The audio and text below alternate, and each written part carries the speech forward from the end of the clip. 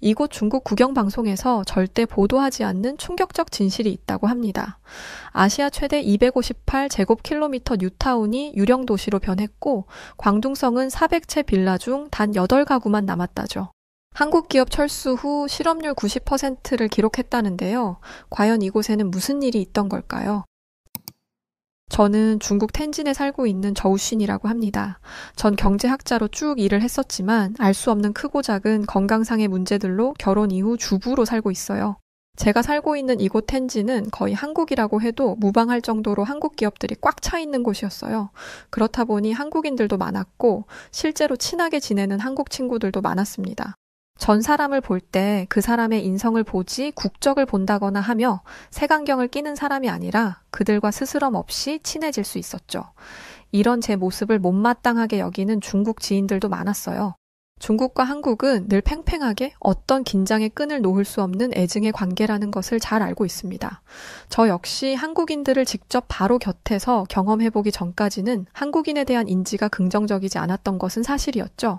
2010년경 텐진에는 하나둘 한국 기업들이 자리를 잡기 시작했고 어느덧 3천여 개의 한국 기업이 자리를 잡게 되었어요. 텐진은 베이징에서 고속열차로 30분도 채 걸리지 않는 곳으로 입지가 아주 좋은 곳이라 저는 자취부터 신혼집 그리고 쭉 텐진에서 지금껏 살고 있습니다. 이렇게 한국 기업들이 모여 있을 때 중국 정부는 각종 혜택과 지원을 아끼지 않았고 텐진은 그야말로 반한국인 상태로 쭉 이어져 갔어요. 처음 남편과 결혼을 했을 때 남편은 중국의 작은 회사를 다녔지만 한국 기업으로 옮기며 저희들의 상황은 많이 좋아졌습니다. 중국 기업을 다녔을 때 남편이 운이 없었을 수도 있겠지만 툭하면 해고해 억울한 일을 수도 없이 겪어야 했어요. 결정적으로 한국 기업으로 옮기게 된 계기가 있었죠. 결혼을 하면서 남편은 이제 한 가정을 책임져야 한다는 책임감에 어깨가 무거운 상태였는데 하필 그때 사건이 터진 겁니다. 회사 운영이 힘들어져 직원들의 임금을 무기한으로 삭감해야 한다는 내용이었어요. 한두 달이어도 타격이 큰데 무기한이라는 소리는 기약도 없이 월급을 줄여서 주겠다는 거잖아. 그건 정말 너무한 거 아니야? 그게 싫으면 나가라는 소리네? 저번에도 그래놓고 알고 보니 회사가 힘든 것도 아니었잖아. 정말 해도 너무한 거 아니야? 안 그래도 회사도 출퇴근하기 멀었는데 이참에 텐진 쪽으로 회사를 옮기는 게 어떨까? 내가 주변에서 들어보니 한국 기업은 그래도 안정적으로 다닐 수 있다고 다들 그러더라고. 그래서 텐진으로 이사 오는 사람들도 많잖아. 안 그래도 그래야 할까 싶어. 이미 한국 회사 입소문이 어느 정도 나서 그마저도 자리가 없을까 봐 좀 서둘러서 움직여야 할 것 같아. 그냥 바로 정리하려고. 이렇게 끌려다니는 것도 하루 이틀 일이지. 이러다 정말 나중에 아이 태어나고 돈 들어갈 곳 천지인데 이러면 너무 힘들 것 같아. 그렇지? 중국 기업이라고 해서 다 그런 건 아니겠지만 대체적으로 늘 이런 식의 무대뽀 운영 방식이 어느 정도는 있었습니다. 만약 텐진에 한국 기업 3천여 개가 들어서지 않았더라면 비교 대상이 없으니 묵묵히 참고 버티며 다녔겠죠. 그러나 한국 기업에 들어가 일하는 중국인들이 하나둘 생기고 그들의 호평이 줄을 잇고 있으니 제 남편도 이때다 싶어 옮기기로 결정을 했습니다. 외국인이라 해서 한국인들과 차별되는 것도 없었고 대기업이니 상여금이나 보너스 등 돈 문제는 아주 확실하고 깔끔하게 챙겨줬죠.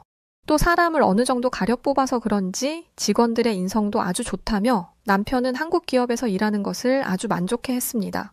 실제로 한국 기업으로 이직을 하고 나서 저희 부부의 생활도 아주 좋아졌어요. 이전보다 더 급여가 높아졌고 남편의 근무 외 시간에 방해받는 일이 없으니 그 시간에는 부부만의 시간을 즐길 수도 있었습니다. 그런데 늘 행복한 것은 아니었어요. 아무래도 한국 기업에서 일하다 보니 한국과 중국 간의 외교적 이슈가 발생할 때면 긴장도가 아주 높아졌죠. 그건 남편의 회사뿐 아니라 제가 사는 텐진의 동네 역시 마찬가지였습니다. 인생은 예상한 대로 흘러가지 않는다고 하지만 평온하게 딱 이렇게만 하루하루가 흘러가 주길 바랬을 뿐인데 예상치도 못한 큰 사건이 터지고 말았죠. 중국의 사드 배치에 대한 보복 조치가 발생한 것입니다. 이는 한중 관계에 큰 파장을 일으킨 중대한 사건이었죠. 한국은 북한의 미사일 위협에 대응하기 위해 미국의 고고도 미사일 방어 시스템인 사드를 배치하기로 결정했습니다. 이 사실을 접한 중국은 이를 강력히 반대하며 다양한 형태의 경제적, 문화적 사드 보복 조치를 즉시 취해버린 것이죠. 이로 인해 양국 간의 정치적 긴장과 경제적 손실은 점점 크게 발생하고 있었으며 국제사회에서도 큰 이슈가 되었습니다. 텐진 내 3천여 개가 넘는 한국 기업들 모두 제대로 영업을 하기도 어려운 상황이었어요. 처음 사드 보복 배치라는 사건을 접했을 때 현지에서는 양측 모두 눈치를 보기 바빴습니다. 한국인도 저희 중국인들도 서로가 서로에게 도움을 주며 살아가고 있다는 것을 너무 잘 알고 있었거든요. 사드 보복 조치같이 국제적인 이슈는 일반 시민들이 접근하여 해결하기엔 무리가 있었습니다. 그러니 흘러가는 상황을 묵묵히 바라볼 수밖에 없었어요. 한국은 한반도 안보를 강화하기 위해 사드 배치를 결정한 것이었고 이해가 됩니다. 미국과의 동맹 관계를 더욱 강화하고 북한의 위협에 대응하기 위한 이 결정은 중국의 강력한 반발을 불러온 겁니다. 전 사실 한국 쪽 입장이 더 이해가 가는 상황이라 왜 중국이 저렇게까지 민감하게 반응하는지 알 길이 없었어요. 평소 문제가 발생한다고 한들 명쾌한 답을 즉각적으로 내주는 정부도 아니기에 답답함에 그저 속이 타들어갔습니다. 그렇게 얼마나 기다렸는지 드디어 중국 정부의 입장이 나왔죠. 한국 사드의 레이더 시스템이 자국의 군사 활동을 감시할 수도 있는 아주 중대한 사안으로 판단되고 있으며 이는 안보 위협으로 간주하고 있고 그에 따른 강력한 대응을 할 것입니다. 정말 예상치도 못한 반응이었습니다. 물론 안보 위협이라 판단을 할 수도 있을 것이고 아무것도 모르는 제가 알 길은 없겠죠. 그렇지만 이건 중국 정부에서 자국민에 대한 배려가 단 하나도 없는 아주 이기적이고 독단적인 공산주의적 행동임이 분명했습니다.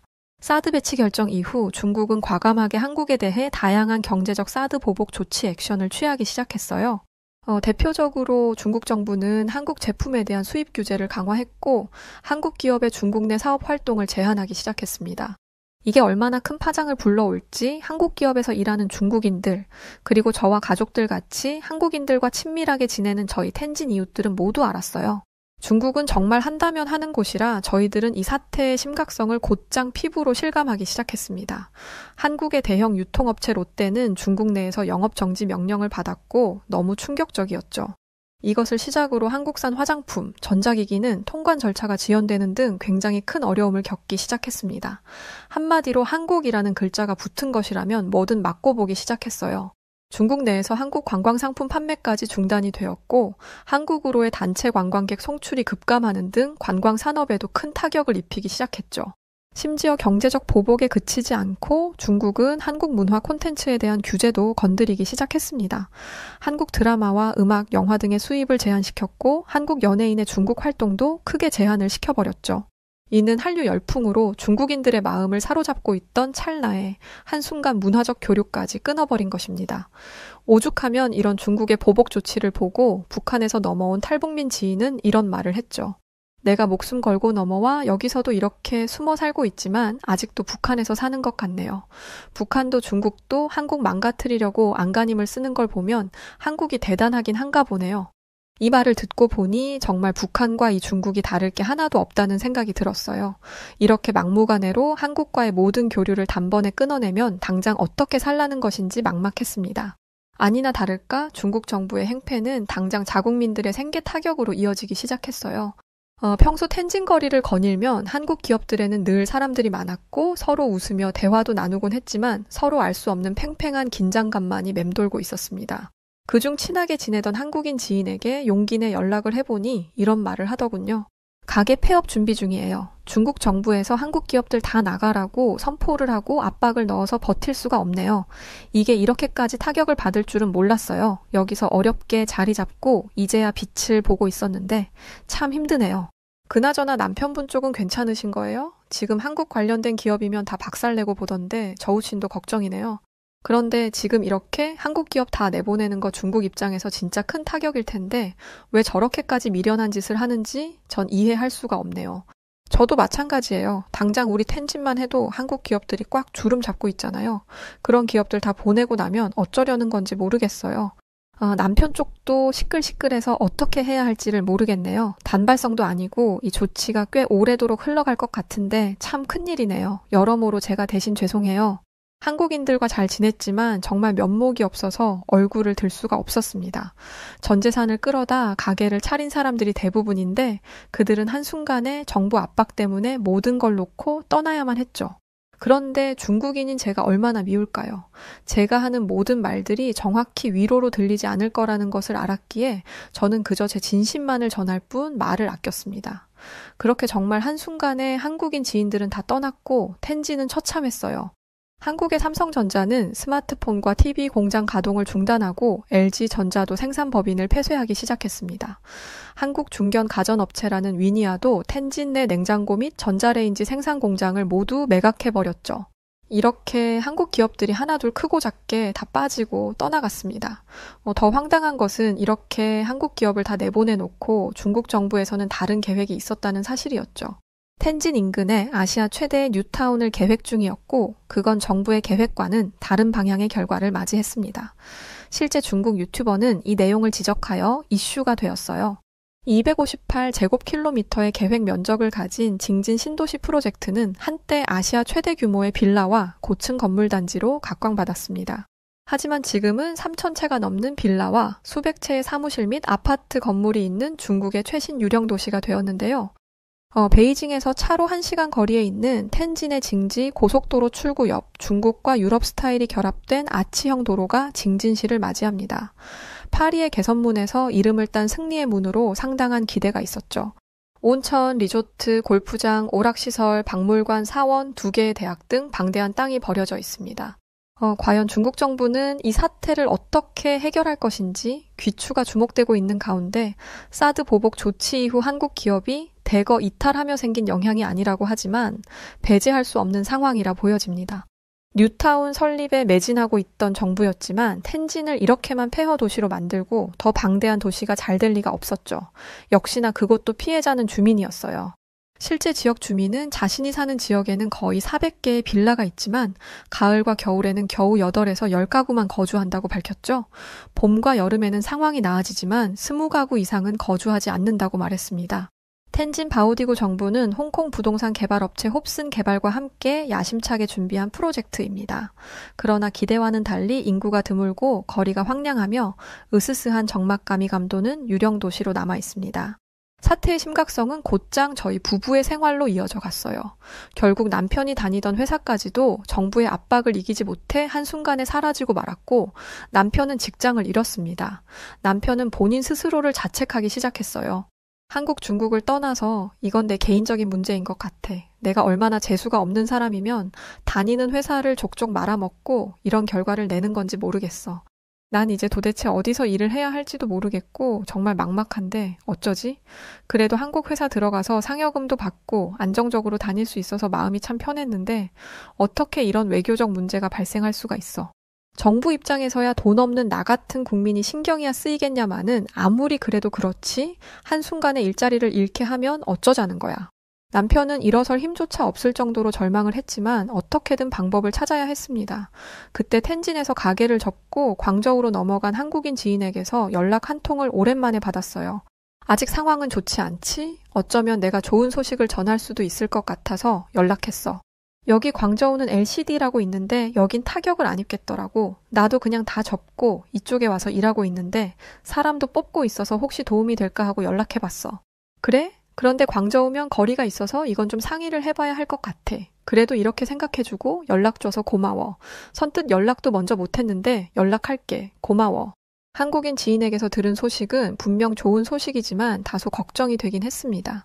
광저우까지 거리가 가까운 것도 아니었고 아예 이사를 가야 했기에 쉬운 결정은 아니었어요. 그렇다고 남편 홀로 먼저 보내기도 그렇고 참 고민스러웠습니다. 그냥 중국 회사에 들어가서 일을 했으면 좋겠지만 남편은 이미 자국민들과 일하면서 많이 힘들어봤고 한국인들과 섞여서 일하는 게 너무 좋다고 했죠. 찬밥 더운 밥 가릴 처지가 아닌 걸 알지만 확고하게 말하는 남편에게 강요할 수가 없었습니다. 그래서 전 남편에게 지인의 정보를 알려줬고 의외의 대답을 했죠. 딱 1달 정도 내가 먼저 가서 일을 해보고 이사를 할지 말지 결정해보자. 바로 집을 옮기는 건 현실적으로 어려운 일이잖아. 그런데 만약 거기가 괜찮은 거라면 난 거기서 쭉 일하고 싶거든. 상황이 이 지경인데도 버티고 있는 한국 기업이라면 어떤 문제가 생겨도 버틸 거야. 그러니 꼭 거기로 가야겠어. 그렇게 남편은 홀로 광저우로 떠났고 이변 없이 생산직으로 들어가 일을 할 수 있게 되었습니다. 1달 동안 저는 텐진에 남아 소일거리를 하며 살림에 보태며 그렇게 지냈죠. 그러다 남편의 결심이 서고 저희는 광저우로 이사를 하게 되었습니다. 텐진에서 반평생을 보냈기에 광저우에서의 삶은 모든 게 새롭고 낯설기만 했어요. 연고도 없고 하다못해 커피 한 잔을 할 수 있는 친구도 없는 타지 생활이 꽤 외롭기도 했습니다. 그렇지만 남편이 참 행복해했어요. 이 일을 누가 저렇게 행복하게 할 수 있나 싶을 정도로 말이죠. 한국 기업의 가장 큰 장점이라 하면 깔끔함이었어요. 업무 시간과 급여 처리, 그리고 업무 배정 등을 딱딱 깔끔하게 나눠서 하니 지저분한 것이 없었죠. 이런 점에서만 봐도 중국과는 달랐어요. 심지어 공장 내 돌아가는 기계들과 시스템적인 부분만 봐도 굉장히 최신식이고 체계적으로 돌아가는 시스템이라 일하기 좋은 환경이라 했죠. 중국은 일하는 환경 자체가 다소 지저분하고 더러워 일을 하면서도 신경이 쓰이는 경우가 대다수입니다. 그러나 한국은 치우는 것 또한 업무의 포함으로 여겨 늘 위생을 철저히 여기며 깨끗한 환경에서 일을 할 수 있었죠. 저 역시 한국인을 좋아했지만 남편은 한국인 동료들을 늘 칭찬했습니다. 사람들이 정도 많고 뒷말도 없고 외국에 나와 일하는 게 힘들 법도 한데 늘 친절한 한국인들이 신기하다고 했죠. 가끔 일하다 보면 언성이 높아지는 경우가 있는데 어디선가 누군가 목소리를 높이네 싶으면 늘 중국인들이지 한국인들은 신사적으로 대응한다고 했어요. 가끔은 신기할 정도로 신사적이라 로봇 같기도 하다니까 사람들이 어떻게 저렇게 한결같은지 모르겠어. 그리고 신기한 게 한국인들은 진짜 빨리빨리 하는 걸 좋아해서 답답한 걸 잘 못 참거든? 근데 또 별로 화를 안 내. 우리 중국인들은 답답하면 화부터 내고 목소리부터 커지잖아. 그래서 한국인들은 보면 볼수록 참 신기해. 쓸데없는 자존심 싸움도 안 하고 정말 한 동료, 우리 팀이라는 그 느낌이 있어서 힘들어도 힘이 나고 그러더라고. 중국인들은 우리 팀이네 뭐네 그런 게 별로 없잖아. 한 팀이라고 해도 내가 더 잘나야 하고 치고 올라갈 궁리만 하는데 말이야. 이제야 비로소 안정적으로 자리를 잡았구나 싶어 마음이 놓였습니다. 물론 그 사이에도 끝없이 정부는 한국뿐 아니라 국제적으로 공격을 멈추지 않았고 자국민들을 불안에 빠뜨리곤 했어요. 이미 한국 기업이 빠지면서 큰 타격을 입어봤고 현재까지도 입고 있는 상황인데 설마 더 큰 문제를 만들지는 않겠지? 저는 그렇게 생각을 했습니다. 너무 평화로운 나날들이 이어지던 어느 날 사건이 벌어지고 말았어요. 이제는 미국을 향해 화살을 쏜 것입니다. 미국 행정부의 관세 인상에 맞서 중국 정부는 보복 관세를 부과하고 나섰죠. 미국이 4일 중국산 수입품에 10+10% 관세 인상 조치를 밀어붙인 바 있는데 이에 중국 정부는 주저없이 대두를 비롯한 미국산 농축산물에 10에서 15% 보복 관세 부과 방침을 발표한 것입니다. 이전에 결국 한국에 보복을 했던 것과 같이 고민도 없이 바로 대응해버리는 정부의 똑같은 행보라고 볼 수 있었어요. 역시나 불안감이 밀려오기 시작했고 도대체 이런 식으로 전 세계의 굵직한 나라들을 자꾸 적으로 삼으면 어쩔 셈인지 정말 중국 정부에 묻고 싶었습니다. 미국, 중국의 무역 갈등의 여파가 심화될수록 결국 한국과의 좁혀진 관계까지도 더욱 멀어질 것으로 보여지고 있죠. 이미 한국 기업들이 철수했고 아직도 철수하고 있는 상황에 미국까지 등지면 과연 중국 정부는 어떻게 살아남으려는 작정일까요? 비교적 중국은 저렴한 노동력을 바탕으로 제조업의 중심지로 떠오르긴 했습니다. 그러나 이것도 한때 얘기고 최근 몇 년간 인건비가 급격히 상승했고 그 결과 기업들은 중국 대신 더 저렴한 생산 비용을 제공하는 베트남, 인도, 인도네시아 같은 국가로 눈을 돌리고 있죠.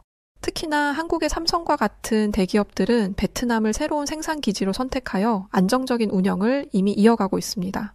이렇게 대체 시장이 많은 상황에 중국은 이런 태도를 보일 것이 아닌 거죠. 아직까지 반도체 산업만큼은 여전히 중국 시장에 자리를 하고 있습니다. 전 세계 반도체 수요의 상당 부분을 중국이 차지하고 있다는 이유인데요. 삼성전자와 같은 기업들은 중국에서 완전한 철수를 선택하기보다는 기존 생산 시설을 유지하며 상황을 지켜보는 것이죠. 그러나 새로운 투자는 적극적으로 진행하지 않고 있고 향후 어떤 변화가 있을지는 아무도 모르는 것입니다. 결과적으로 전 미국과의 무역 전쟁은 결국 한국에 그나마 남은 기업에도 영향을 줄 거라 생각했어요. 단순히 일시적 현상이 아닌 경제적 환경 변화와 글로벌 정치적 긴장이라 말이죠. 기업들은 중국을 떠나 더 유리한 환경을 제공하는 대체 시장으로 진출해 글로벌 경쟁력을 강화하기 위한 새로운 길을 모색하겠죠. 이건 너무 당연한 결과라 생각합니다. 정말 슬픈 예감은 틀리지 않았어요. 혹시나 하면서도 설마 했는데 굵직하게 그나마 있던 이곳 한국 기업의 턱까지 잡고 다녔던 저희 부부는 한순간에 무너지고야 말았습니다. 결국 LG 디스플레이가 중국 광저우 LCD 공장을 현지 기업에게 약 2조 원에 매각하고 말았어요. 그리고 텐진의 악몽이 다시금 실현되기 시작했습니다. 광저우는 텐진과 비교할 수 없을 정도로 큰 도시입니다. 베이징, 상하이와 함께 중국 3대 도시로 인구가 무려 2천만 명에 육박하는 대도시인데요. LG 디스플레이를 비롯한 한국 기업들이 텐진 때처럼 빠지자 도시의 중심가가 황폐해지면서 유령 도시로 변하기 시작했죠. 그동안 한국 기업들이 양질의 일자리를 주고 광저우 지역 경제를 지탱해 주었다는 것을 뼈저리게 느끼는 순간이었습니다. 그간 한국인에게 손가락질하고 욕하던 중국인들까지도 후회하고 반성할 정도이니 말이죠. 이번 광저우 사태를 본 해외에서는 이런 말도 했더군요. 중국 경제에 크게 기여한 게 한국인데 사드 보복으로 한국 기업을 다 쫓아내다니 한국은 중국이 문을 열었을 때 가장 먼저 중국에 진출해준 곳인데 은혜를 모르네요. 중국에 가장 먼저 손 내밀어 준 게 한국 아닌가? 믿음도 없는 중국에 공장 짓고 그 모습 보고 전 세계가 중국 시장에 진출한 거잖아. 한국인들이 과연 왜 떠났을까? 그들은 충실하고 좋은 사람들입니다.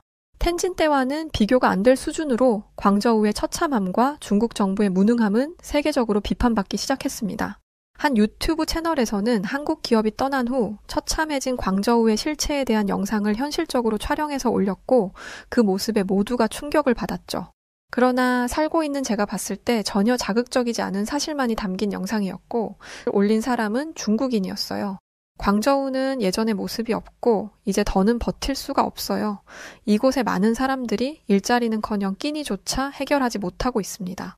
현재 광저우의 도시 빈민촌에서는 주민 90%가 소득이 전혀 없어 그들은 신용카드에 의지해서 살거나 대출을 받지만 이 또한 갚지를 못합니다.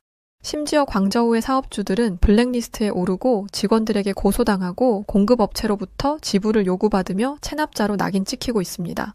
상태는 아주 심각했죠. 전자상거래 회사로 가득했던 고층 빌딩 전체가 텅 비어 있고 길거리 상점들은 문을 닫았죠. 주말과 휴일 인파로 북적이던 거리에는 아예 텅 비어 인파도 없습니다.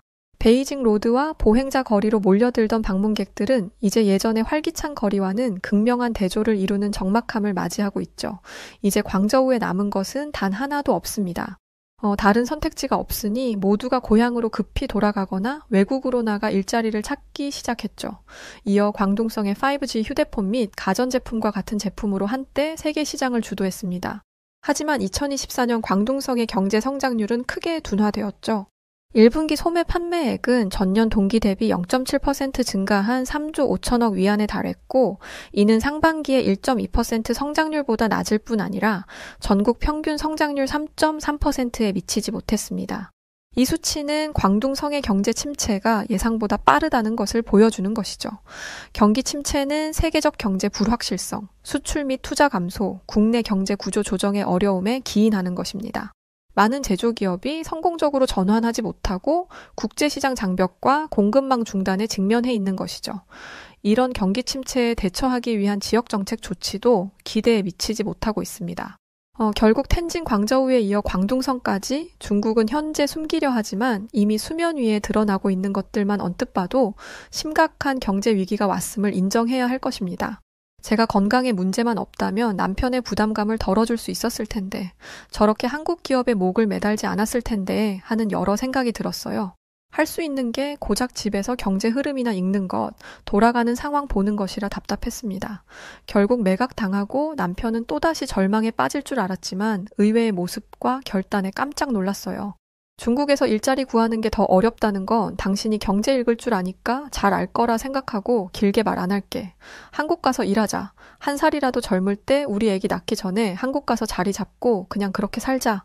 한국 회사에서 일하면서 내내 고민했던 일인데 동료들도 이미 간 사람들도 있고 준비 중인 사람들도 있고 가면 도움받아서 바로 일할 수 있어.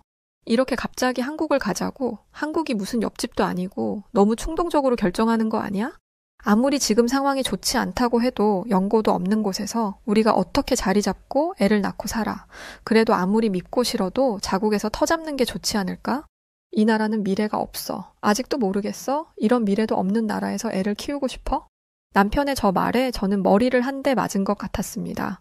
솔직히 중국이 경제적으로 정말 부끄러울 정도로 감정적인 대응을 한다는 것은 알지만 또 늘 실패를 하고 있고 이제는 하다 나라 전체를 폐허로 만들고 있지만요. 그래도 자국인이 이곳에서 사는 게 맞다고 저는 늘 그렇게 생각했습니다. 그런데 적어도 앞으로 태어날 제 아이는 이런 곳에서 살게 하고 싶지는 않더라고요. 제가 용기를 내면 제 아이만큼은 한국인들의 좋은 인성을 닮으며 더 넓고 깨어난 사고를 지닌 아이로 성장할 수 있지 않을까 싶었습니다. 결코 쉬운 결정은 아니었지만 이미 남편의 동료들이 먼저 가서 일을 하고 있기도 했고 함께 넘어가는 동료들도 있어서 가는 것에는 크게 어려움이 없었어요. 그나마 다행인 건 그들의 아내들과 친구가 될 수 있었습니다. 저처럼 주부로 사는 사람들도 있었고 부부가 함께 일하는 경우도 있었죠. 회사 근처 아파트에 모여 살며 처음에는 저희들끼리 지냈지만 역시 사교성 좋은 한국인들은 먼저 다가와 줬습니다. 회사 부부 동반 모임에 참석하면서 한국인 친구들이 하나둘 생기기 시작했고 이제는 국적 불문하고 모두가 잘 지내고 있어요. 사실 남편이 한국으로 가자고 했을 때 저는 이런 생각을 했습니다. 만약에라도 남편이 이번에도 회사가 잘못되면 그냥 제가 나서서 일을 하려고 했어요. 한국에서 중국어를 가르치든 하다못해 공장에 나가서 일을 하든 제가 하던 경제 관련 일을 하든 말이죠. 그렇게 뭐라도 해보면 어떻게든 우리 가족 먹고 살 수 있을 거라고 생각했거든요. 그런데 막상 와보니 한국은 외국인에 대한 정부 혜택과 지원이 꽤 많았습니다. 일자리를 잡을 수 있도록 지원도 해주고 주거지 지원과 아이 출산에 대한 지원 등 한국이라는 나라에 한 가족이 와서 자리를 잡고 살 수 있도록 안전한 울타리를 나라에서 해주는 느낌이 들었죠. 결과적으로 전 한국으로 온 지금이 너무 좋습니다. 가끔은 중국에 있는 가족들이 한국이 뭐가 좋냐며 날카롭게 물어보기도 해요. 아직도 중국은 한국을 싫어하는 사람과 저처럼 한국을 이해하는 쪽 이렇게 아주 대립된 입장으로 나뉘거든요. 그게 가족이라고 해도 말입니다. 그럼 전 가족들에게 그럽니다. 적어도 한국에서는 한순간에 나라 때문에 망할 수도 있다는 그런 불안감은 없어. 오늘 자고 일어났는데 내일 정부에서 사고를 쳐서 한순간에 폐허가 된다거나 유령 도시가 있다거나 절대 그럴 일은 없다고. 자국민뿐 아니라 외국인도 보호하는 게 한국인데 당연히 중국에 있을 때보다 속 편하고 좋지. 물론 가끔은 중국이 그리울 때도 있지만 저는 결코 돌아갈 생각은 없어요. 미국, 중국, 동남아, 일본에서 한국으로 지금까지도 이민을 많이 오는데 전 그들이 왜 그런 선택을 하는지 너무 이해가 갑니다. 중국은 지금까지도 폐허된 도시를 방치하고 쉬쉬하며 숨기기 바쁘지만 자국민들이 실체를 까발리고 있고 그걸 정부는 막는 싸움이 지속되고 있습니다. 그런데 과연 그걸 어디까지 막을 수 있을까요? 한국뿐 아니라 글로벌 기업들과 거대한 자본이 빠른 속도로 빠져나가고 있는 지금 이 상황을 누군가 이렇게 한마디로 정리했더군요. 세상을 괴롭히는 사람에 대한 업보의 보복 그 자체라고 말입니다. 난데없이 바지를 내리더니 대로변에서 똥을 싸대는 중국인 관광객들 때문에 멘붕에 빠진 태국 여자가 있습니다. 그런데 이런 일은 그저 시작일 뿐이었고 요즘 태국은 중국인들로 인해 그야말로 똥밭이 되었다고 하는데요. 한때 한국 관광객들로 북적이던 태국이 어쩌다 이런 무법천지가 되어버린 것인지 그 충격적인 사연을 이야기해 드릴게요. 안녕하세요. 저는 태국의 카오산로드 야시장에서 코끼리 바지를 팔고 있는 30대 여자 야팁이라고 합니다. 제 꿈은 방콕에서 제일 큰 백화점 센트럴 월드에 제 가게를 여는 거예요. 야팁의 엘리트 부티크라고 가게 이름도 미리 정해놨죠. 센트럴 월드에 입점만 하면 저는 태국 귀족인 하이소 같은 생활을 할 수 있을 거예요. 매일 명품을 걸치고 최고급 샴페인을 마시는 거죠. 실제로 제 가게에는 매일같이 한국인 관광객들이 몰려들었고 그들이 쏟아붓는 돈으로 인해 제 통장은 날로 불어났어요. 제 꿈은 곧 이루어질 것만 같았죠. 그러던 어느 날 오후 제 꿈은 한순간에 모래성처럼 무너져 내렸어요. 그날 제게 일어난 그 저주받을 사건에 대해 지금 바로 말씀드릴게요. 그날도 저는 제 가게를 크게 키우기 위해 정말 열심히 일하고 있었어요. 특히 한국 관광객들에게는 좀 더 신경을 썼죠. 그들은 제 일주일치 식비에 해당하는 돈을 그냥 팁으로 턱턱 주고 가곤 하니까요. 그런데 사실 저는 한국 관광객들을 볼 때마다 감사함과 함께 묘한 열등감을 느끼곤 했어요. 예쁜 얼굴에 매끈한 피부, 세련된 옷차림을 하고 와서는 마음껏 돈을 쓰고 다니는 모습이 정말로 눈에 거슬렸거든요. 대체 한국인들은 무슨 복이 저렇게 많아서 얼굴도 예쁘고 돈도 많은 거야. 저는 땡볕에서 장사를 하느라 피부는 시커멓게 그을렸고 땀에 젖은 싸구려 옷만 입고 다니는데 한국인들은 태국에서 왕족 같은 대우를 받는 모습을 보니 배가 아파 견딜 수가 없었죠. 그럴 때마다 저는 빨리 돈을 벌어서 센트럴 월드에 들어가겠다는 의지를 불태웠어요. 그날을 위해 저는 애써 한국에 대한 열등감을 털어버리고 다시 장사에 집중했죠. 그런데 한국의 여자 아이돌 멤버가 태국 야시장에서 쇼핑을 한 뒤 상황이 이상하게 돌아가기 시작했어요. 그 아이돌은 한 작은 옷가게에서 흰 원피스를 하나 샀는데 그날 이후 그 가게는 말 그대로 대박이 터졌어요. 사람들은 그 아이돌이 산 것과 똑같은 원피스를 사기 위해 그 가게로 몰려들었죠. 어느 순간 태국의 젊은 여자 대부분이 흰 원피스를 입고 다니더군요. 반대로 알록달록한 코끼리 바지를 파는 제 가게에는 손님들이 눈에 띄게 줄어들기 시작했죠. 어떤 날은 코끼리 바지를 한 장도 팔지 못하기도 했어요. 저는 속으로 울분을 토했죠. 도대체 한국이 뭔데 태국에서 이렇게 큰 영향력을 발휘하는 거야? 한국 여자 아이돌이 옷 하나 샀다고 온 나라가 따라하고 난리라니 정말 짜증나서 못 살겠네. 한국은 태국보다 크기도 작고 인구도 훨씬 적은데 대체 태국이 뭐가 아쉬워서 한국에게 이렇게 휘둘려야 하는 것인지 도무지 이해가 안 됐어요. 게다가 한국은 6.25 전쟁 때 우리 태국의 도움을 받기도 한 힘없고 불쌍한 나라였잖아요. 실제로 제 할아버지가 그 전쟁에 참전하셨었고요. 할아버지는 늘 이렇게 말씀하셨죠. 우리 모두가 한국을 살리기 위해 애썼다. 그때 한국 군인들을 포함한 각 나라에 참전했던 군인들이 아니었으면 한국은 지금쯤 존재하지도 않았을 거다. 한국 전쟁은 끔찍한 비극이었다. 할아버지는 태국이 미국에 이어 두 번째로 빠르게 한국의 파병을 결정했다며 우리 군은 그 전쟁에서 129명이 전사하고 1139명이 부상을 당하는 엄청난 희생을 치렀다고 하셨어요. 이런 이야기를 들으면서 자랐기 때문에 저는 한국이 지금처럼 잘 나가는 국가가 된 것이 너무 짜증났어요. 우리의 도움이나 받던 나라가 어떻게 우리보다 더 잘 먹고 잘 살게 된 것인지 진짜 생각할수록 어이가 없고 억울했죠. 하지만 현실은 현실이니까요. 저는 하루 빨리 돈을 많이 벌어서 한국인처럼 부자가 되는 날만을 기다렸죠. 그러던 어느 날 저는 믿기지 않는 소식을 듣게 되었어요. 그건 바로 한국에 갔던 수십 명의 태국인들이 아무 이유 없이 입국이 거부당했다는 거였죠. 그들은 긴 시간 대기만 하다가 결국 다시 태국으로 돌려보내졌다고 했어요. 그 순간 제 머릿속은 하얗게 변해버렸고 가슴 속에서는 충격과 분노가 치밀어 올랐죠. 대체 우리가 무슨 잘못을 했다고 이런 굴욕을 당해야 하는 거지? 태국군의 도움을 받고 겨우 살아남은 국가 주제에 감히 은혜를 원수로 갚아? 제가 이런 생각을 하고 있을 때 옆 가게 주인인 수키 씨 제 가게에 찾아왔어요. 소식 들었어? 한국이 우리 태국 사람들을 그냥 쫓아냈대. 아무 이유도 없이 말이야. 이건 진짜 말도 안 돼. 어떻게든 한국인들 버릇을 고쳐줘야지 안 되겠어. 저는 수킷의 말에 강력하게 동의했고 그날 저녁 태국의 외교부 장관도 한국의 부당한 처사에 대해 강하게 항의한다고 말했죠. 그날 이후 태국인들 사이에서는 밴 코리아 운동이 시작됐어요. 거리에는 우리는 오만방자한 한국을 거부한다. 한국 제품은 절대 사주지 말자. 라는 문구가 적힌 플래카드들이 걸렸고 SNS에서도 태국의 자존심을 지키자라는 글이 도배되었죠. 저는 그런 글을 볼 때마다 좋아요를 누르며 밴 코리아 운동에 동참했어요. 그런데 시간이 지나면서 한국인들이 이 밴 코리아 운동에 대해 불쾌해한다는 이야기가 들려왔어요. 한국 언론에서는 태국을 비난하는 목소리가 커졌고 일부 한국 네티즌들은 태국 여행을 보이콧하겠다는 반응을 보이기도 했죠. 처음에 그 소식을 들었을 때 저는 어이가 없었어요. 한국은 도대체 얼마나 오만한 거지? 자기네들이 태국인들을 함부로 대해놓고 오히려 우리한테 화를 내는 게 말이 돼? 우리 태국도 강한 나라다 이거야. 한국이 아무리 잘 나가도 우리에게 이렇게 굴면 안 되지. 저는 이렇게 생각하며 크게 콧방귀를 뀌었어요. 그런데 한편으로는 복잡한 감정이 들기도 했죠. 만약 한국인 관광객들이 진짜 태국에 오지 않으면 어떻게 돈벌이를 해야 하지? 한국인들이 없으면 가게 매출이 엄청 줄어들 텐데 이런 현실적인 걱정이 밀려왔거든요. 하지만 그때 예전에 주변에 계셨던 태국 어른들의 말이 떠올랐어요. 우리의 도움을 받으며 빌빌대던 한국이 지금 우리보다 더 잘 산다고 해서 기죽을 필요는 없어. 태국에게는 중국이 있다. 태국 어른들의 말들을 떠올리자 저는 용기가 생겼어요. 그래, 한국 따위 없어도 태국은 괜찮아. 한국 전쟁 때 오히려 우리 도움받은 나라잖아. 거기에 중국까지 힘을 보태면 아니, 오히려 더 잘 될 거야. 이런 생각을 하니 왠지 모르게 마음이 가벼워졌어요. 그동안 느꼈던 짜증과 열등감이 조금씩 사라지면서 다시 희망이 피어나는 것 같았죠. 그렇게 저는 태국은 위대해라는 굳건한 마음을 품고 잠에 들었답니다.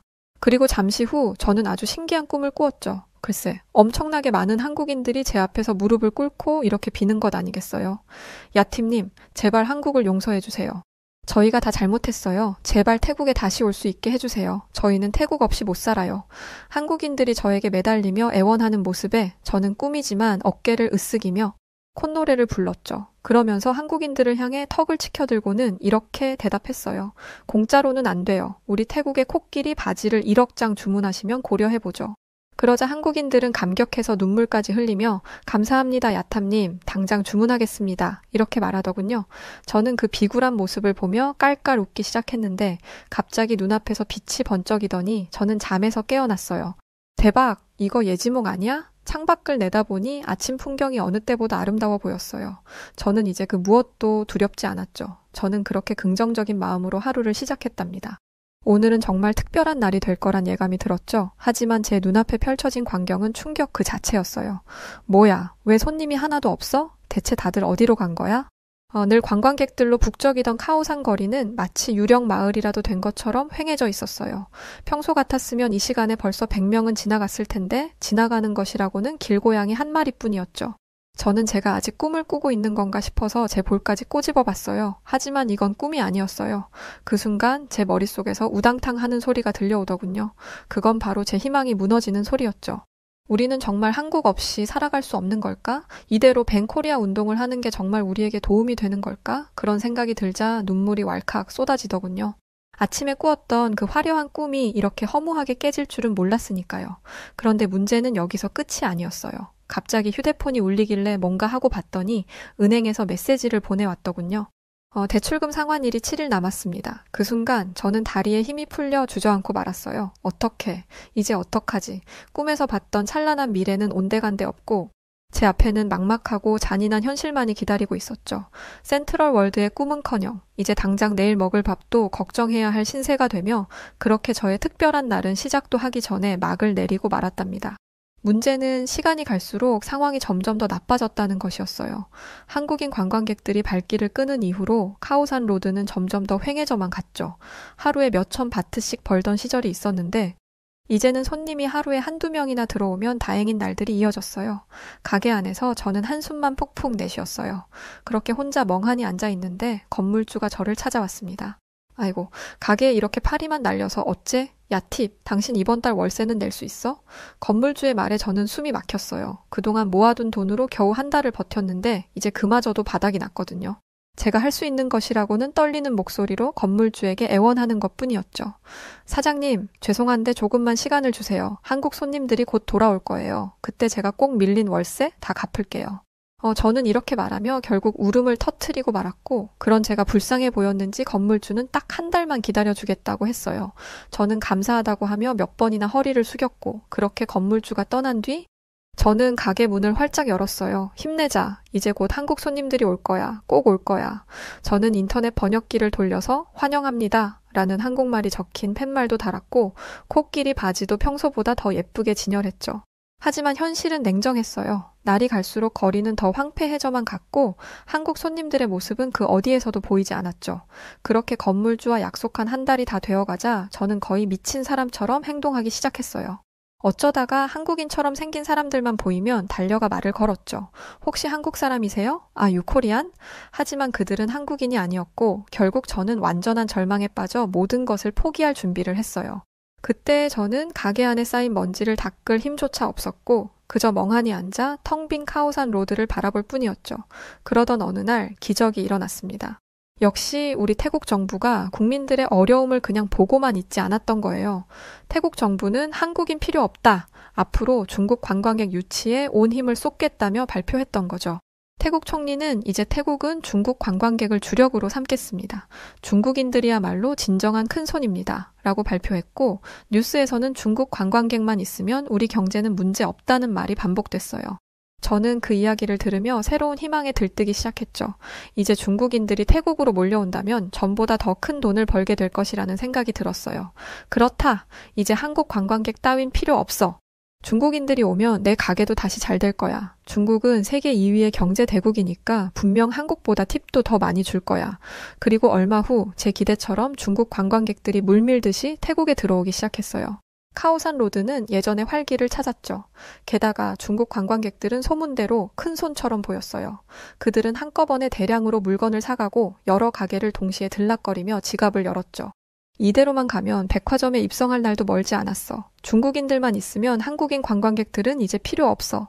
저는 그렇게 다시 희망을 갖기 시작했어요. 하지만 얼마 지나지 않아 엄청나게 끔찍한 사실을 마주하게 될지도 모른 채 말이죠. 정말 생각해보지도 못했던 문제들이 생기기 시작했습니다. 중국 관광객들은 돈은 많이 쓰지만 그만큼 문제가 많은 사람들이었어요. 중국인들은 가게 안에서 담배를 피우기도 했고, 옷을 갈아입다가 마음에 들지 않는다며 바닥에 옷을 던져놓고 가기도 했어요. 뿐만 아니라 검정 봉지에 자기 맘대로 옷을 훔쳐가는 일들도 빈번했었죠. 저는 중국인들의 이런 비상식적인 모습에 충격받았습니다. 하지만 정말 충격적이었던 일은 따로 있었어요. 어느 날 진상 중에 진상인 중국인이 제 가게에 찾아왔거든요. 이 중국인은 한쪽 손으로 코를 후비며 제 가게에 들어와서는 그 더러운 손으로 제 가게에 있는 옷들을 마구 만지기 시작했어요.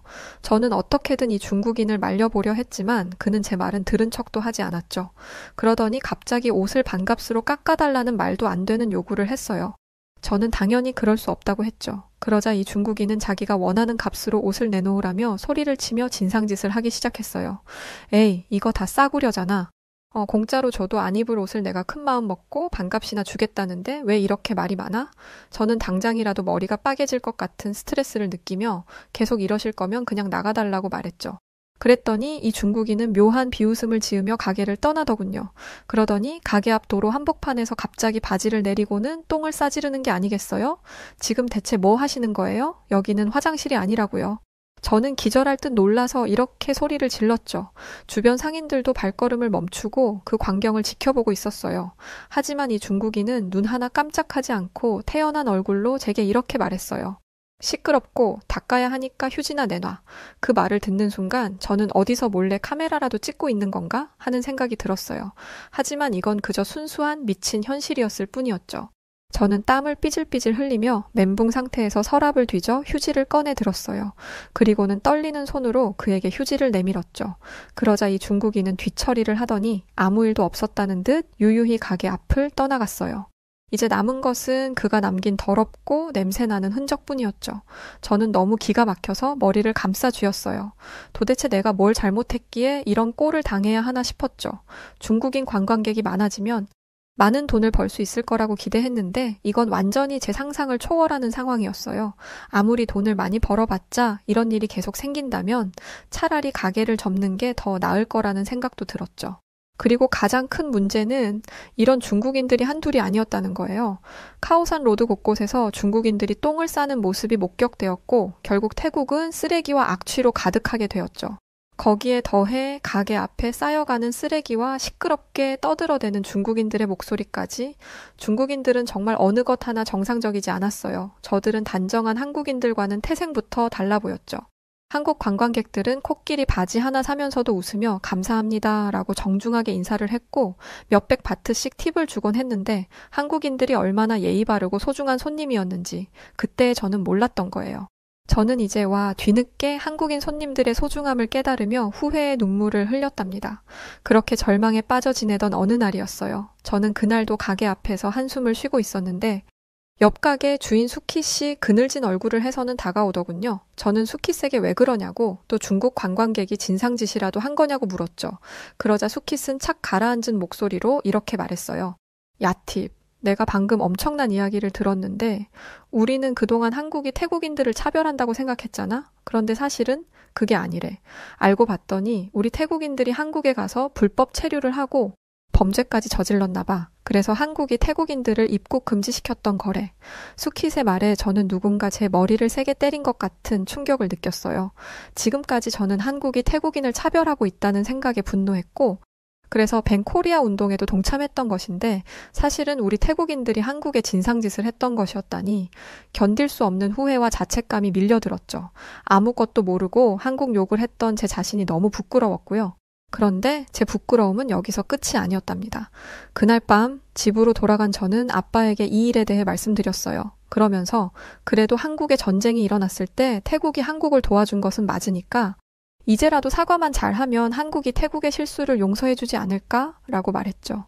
한국 전쟁 때 태국군이 큰 희생을 감내하며 한국을 도왔고 그로 인해 한국이 지금의 번영을 누리게 된 것은 부정할 수 없는 사실이었으니까요. 그때 아빠의 입에서는 충격적인 말이 나오기 시작했죠. 야, 팁, 놀라지 말고 들으렴. 우리 태국이 한국 전쟁에 참전한 이유는 순수하게 한국을 돕기 위해서가 아니었어. 사실 그때 태국은 제2차 세계대전에서 나치 독일과 일본 편에 섰던 나라였고 그로 인해 국제사회에서 엄청난 비난을 받고 있었지. 유럽 국가들은 태국도 독일과 일본처럼 죗값을 치러야 한다고 생각했고 우리는 잔뜩 숨죽인 채 그들의 눈치만 살피던 상황이었어. 아빠의 말이 끝나자 저는 아무 말도 할 수가 없었어요. 너무나도 당황스럽고 혼란스러웠거든요. 우리가 나치 독일과 일본 그 학살자들의 편이었다고요? 저는 그 말이 도통 믿기지가 않았어요. 태국이 2차 세계대전의 가해자였다는 사실은 평생 처음 듣는 이야기였거든요. 하지만 아빠의 표정은 전에 없이 진지했고 아빠가 제게 거짓말을 할 리도 없었죠. 그동안 저는 태국이 정의롭고 용감한 나라라고 한국을 돕기 위해 전쟁에 참전했다고 믿고 있었는데 저는 그 순간 모든 것이 산산조각 나는 기분이었어요. 아빠는 씁쓸한 표정을 지으시며 계속해서 이야기를 이어가셨어요. 2차 세계대전에서 패배한 후 태국은 국제사회에서 따돌림을 받고 있었지. 우리는 미국과 유럽 국가들에게 다시 인정을 받아야 했고 그래서 한국 전쟁에 참전했던 거야. 정의나 명예를 위해서가 아니라 그저 태국의 이익을 위해서 말이야. 아빠의 말을 듣는 순간 저는 눈물이 핑 돌았어요. 그동안 저는 제가 태국인이라는 것에 자부심을 갖고 살았는데 그게 다 거짓이었다니 배신감과 혼란이 밀려왔어요. 태국이 한국을 도와준 게 아니라 그냥 우리 자신을 위해서 싸운 거였다니 그런 것도 모르고 태국을 전쟁 영웅이라 생각해온 제가 너무 부끄러웠어요. 그렇게 수치스러워하는 저를 보며 아빠는 이렇게 말씀하셨어요. 우리가 한국에 대해 가졌던 편견을 이제는 버려야 해. 한국은 우리가 생각했던 것 이상으로 훌륭한 나라야. 한국은 식민지 시절과 전쟁을 겪은 뒤 국토의 대부분이 훼손되었지. 그야말로 초토화되었다고 해도 과언이 아니었어. 하지만 한국인들은 그 어떤 고난과 역경 앞에서도 절대 포기하지 않았고 지금은 세계에서 손꼽히는 강대국이 되었지. 엔터 사업과 전자기기, 조선, 자동차, 반도체, 디지털, AI와 각종 가전제품의 군사력까지 한국은 세계에서 최정상을 찍고 있어. 생각해보면 한국은 정말 무서운 국가야. 그들이 마음만 먹으면 이 세상에 해내지 못할 일이 없으니 그런데 요즘 젊은 태국인들은 한국 무서운 줄을 모르고 함부로 떠들어대고 있더구나. 정말 어리석은 일이지. 아빠는 무겁게 한숨을 쉬며 말씀을 이어가셨어요. 아빠는 태국의 앞날이 진심으로 걱정되는구나. 우리 스스로를 자랑스러워하는 건 좋은 일이지만 지금처럼 한국과 등을 돌린다면 태국은 엄청난 대가를 치러야 할 거야. 한국은 세계에서 정점을 찍은 강대국이니까. 만약 우리가 계속 이렇게 무지하고 고집스럽게 한국을 적대한다면 정말 큰 재앙을 초래할 수도 있어. 아빠의 말은 마치 경고처럼 들렸어요. 그동안 저는 한국이 태국보다 잘 산다는 이유만으로 그들을 질투하고 시기했어요. 하지만 이제는 그들이 우리와는 다른 차원에서 세계적인 영향력을 행사하고 있다는 것을 뼈저리게 깨닫게 되었죠. 만약 한국이 태국을 완전히 버린다면 단순히 경제적인 문제를 떠나 태국이 국제사회에서 고립될 수도 있다는 생각에 등골이 오싹해지더군요. 이제부터라도 달라져야 해. 태국이 한국과 다시 좋은 관계를 맺을 수 있게 나부터 뭐라도 해보자. 그렇게 결심을 굳힌 저는 다음 날 아침 비장한 마음을 안고 집을 나섰어요. 하지만 거리로 나온 순간 저는 바위처럼 굳고 말았답니다. 거리 곳곳에는 벤코리아 포스터가 붙어 있었고 사람들은 한국 타도라는 글이 적힌 두건을 머리에 두른 채 한국 제품을 거리에 쌓아두고 불을 지르고 있었죠. 저는 그 모습을 보며 가슴이 답답해졌어요. 결국 저는 더 이상 참지 못하고 사람들 앞에 나서서 이렇게 말했죠. 잠깐만 내 얘기 좀 들어주세요. 그동안 우리가 한국을 오해하고 있었어요. 태국인들이 한국에 들어가서 불법 체류를 하고 범죄를 저질렀대요. 한국은 정당하게 입국 절차를 강화했을 뿐이라고요. 저는 이렇게 간절하게 외쳤고 순간 주변은 찬물을 끼얹은 듯 조용해졌죠. 그런데 이것은 폭풍 전의 고요함일 뿐이었어요. 곧이어 한 여자가 분노의 찬목소리로 제게 소리치기 시작했죠. 이 여자는 또 뭐야? 자기 나라는 안중에도 없고 감히 한국 편을 들어? 너 태국인이 맞기는 해? 그렇게 한국이 좋으면 넌 한국에 가서 살아. 그 말에 저는 눈물이 나려는 걸 겨우 참았어요. 그리고는 겨우 힘을 내어 이렇게 말했죠. 제발 이러지 말고 제발 좀 들어보세요. 지금이라도 우리는 한국인들의 마음을 돌려야 해요. 한국이 없으면 우리 경제는 무너지고 말 거라고요. 감정적으로 이러지들 말고 제발 좀 이성적으로 생각해보세요. 한국이 없다면 우리가 어떻게 살아남을 수 있겠어요? 저는 진심을 담아 호소했지만 사람들의 분위기는 점점 더 험악해질 뿐이었어요. 그들의 눈빛은 경멸과 분노로 가득 차 있었죠. 그 순간 어디선가 한국으로 꺼져, 이 배신자라는 소리가 들려왔어요. 깜짝 놀라 고개를 돌려보니 한 남자가 무서운 표정을 지으며 저를 노려보고 있더군요. 그는 사람들 사이를 헤치며 빠르게 다가오더니 손가락을 들어 제 가슴을 세게 찌르며 위협적인 목소리로 말했어요. 네가 이런다고 한국 사람들이 너를 좋아해 줄 것 같아? 착각하지 마. 넌 그저 한국의 똘마니 짓을 하고 있을 뿐이야. 그의 말에 저는 너무 충격을 받아 아무 말도 할 수 없었어요. 그가 손가락으로 저를 찌를 때마다 온몸이 얼어붙는 것 같았습니다. 그때 어디선가 딱딱한 무언가가 저를 향해 날아왔습니다. 그건 바로 망고였죠. 망고는 제 어깨를 강타하며 그대로 터져버렸고 저는 그 충격에 순간적으로 휘청거리며 뒤로 넘어지고 말았어요. 어떻게 태국인이 이럴 수 있어? 한국의 나라를 팔아먹으려고 그러는 거냐고. 주변 사람들이 저를 애워싸고 온갖 욕설과 비난을 퍼붓기 시작했어요. 그들의 손에는 과일과 쓰레기가 들려 있었고 그것을 저를 향해 던지기 시작했죠. 그렇게 저는 온몸에 땀과 먼지가 뒤섞여 처참한 꼴이 되고 말았어요. 다행히 그 순간 근처를 지나가던 사람들이 경찰을 불러주었고 경찰들이 현장에 도착하고 난 뒤에야 저는 겨우 그곳을 벗어날 수 있었답니다. 그날 밤 저는 침대에 몸을 누인 채 온몸이 욱신거리는 통증을 느끼며 오늘 있었던 일들을 되새겨보았어요. 사람들은 마치 광신도라도 된 것처럼 태국은 위대한 나라라고 믿으며 한국은 철저히 적으로 여기고 있었죠. 하지만 그건 진실이 아니잖아요. 한국은 경제적으로 또 문화적으로 전 세계를 휘어잡고 있는 강대국인데 사람들은 귀를 닫은 채 현실을 외면하고만 있었죠. 저는 아파오는 머리를 부여잡으며 답답한 마음에 눈을 질끈 감았어요. 태국이 한국보다 우월해. 우리는 위대해. 한국은 우리를 무시하고 있어. 태국 사람들은 이런 거짓을 진실이라 믿고 있었고 그 잘못된 믿음이 나라를 병들게 하고 있었어요. 마치 태국이라는 나라 전체가 미쳐가고 있는 것 같았죠. 너무나 막막했고 이 어두운 터널에서 벗어날 방법이 보이지 않아서 괴로웠어요. 그렇게 저는 새벽까지 잠 못 들며 그날의 끔찍한 기억을 되새기며 아파했습니다. 하지만 저의 이런 고통과 상관없이 다음 날도 그 다음 날도 태국의 상황은 나아지지 않았어요. 오히려 더 악화되어 갔죠. 어느 날 수키 씨 저를 찾아와 이렇게 말하더군요. 야팁 들었어? 우리나라가 중국이랑 군사훈련을 한대. 태국은 한국을 견제하기라도 하려는 듯 중국과의 관계를 더욱 강화하고 있었죠. 저는 이 상황이 너무 황당하고 어이가 없었어요. 태국의 국방력 순위는 겨우 30위 정도로 한국이 마음만 먹으면 태국은 먼지가 되어 사라질 텐데 대체 뭘 믿고 한국 같은 군사 강대국을 도발하는 것인지 이해가 되지 않았죠.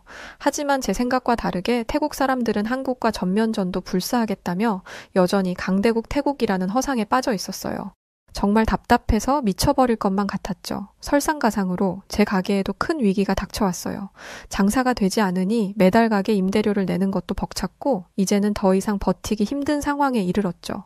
중국인들이 그나마 간간히 물건을 사주긴 했지만 남기는커녕 오히려 손해만 보는 수준이었고 중국인들이 대거 몰려들면서 오히려 동네는 냄새나는 쓰레기장이 된 것만 같았습니다.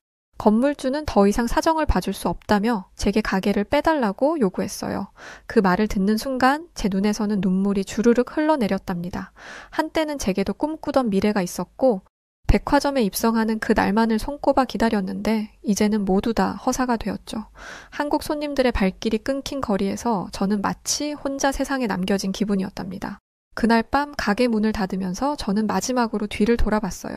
한때 제 꿈이자 희망이었던 이 작은 공간이 이제는 그저 슬픈 기억으로 남게 될 거라고 생각하니 가슴이 미어졌어요. 내 소중한 꿈도 이제는 안녕. 그 말을 끝으로 문을 잠갔는데 그 소리가 마치 제 심장을 잠그는 것처럼 아프게 들렸답니다. 처음에 벤 코리아 운동이 일어났을 때 그때 사람들을 말렸다면 조금은 달라졌을까? 주변의 분위기에 휩쓸려 어리석은 행동을 했던 과거의 제가 너무 원망스러웠어요. 하지만 이제는 모든 것이 너무 늦어버렸죠. 이제 와서 제가 할 수 있는 일은 한국인 여러분께 진심으로 사과하는 일 뿐인 것 같아요. 여러분께서 제 이야기를 들어주실지 모르겠지만 그래도 간절한 마음을 담아 이렇게 사연을 보내봅니다. 한국인 여러분 정말 죄송해요. 부디 저희를 용서해 주시고 다시 한번 태국을 찾아와 주세요. 여러분이 얼마나 소중한 손님이셨는지 이제는 너무나 잘 알고 있어요. 한국인 여러분이 저희의 미래였는데 멍청한 저는 그걸 몰랐어요. 여러분, 진심으로 사과드립니다. 제발 저희의 무례함을 용서하시고 태국에 다시 찾아와 주세요. 만약 여러분이 다시 와주신다면 이번에는 진심을 다해 잘 모시겠습니다. 부디 저희에게 다시 한번 기회를 주세요. 제 이야기가 한국인 여러분들의 마음에 닿기를 간절히 바라며 저의 이야기는 이만 마치도록 하겠습니다. 네, 오늘 사연 여기까지입니다. 뭐 안타깝네요. 하지만 그렇다 한들 이제 와서 뭘 어쩌겠나 싶기도 하고요. 태국이 중국을 선택한 건 진짜 한심합니다. 중국인들은 한국에 와서도 길에 대변도 보고 하는데 태국 길거리 난리겠네요. 자, 그럼 오늘 사연 어떠셨나요? 사연이 재밌으셨다면 구독과 좋아요 부탁드리고, 그럼 지금까지 저는 여우튜브 송은지였습니다. 더 재밌고 즐거운 영상으로 다시 인사드릴게요. 그럼 고맙습니다. 그리고 늘 감사드리고 사랑합니다. 당신만의 여우튜브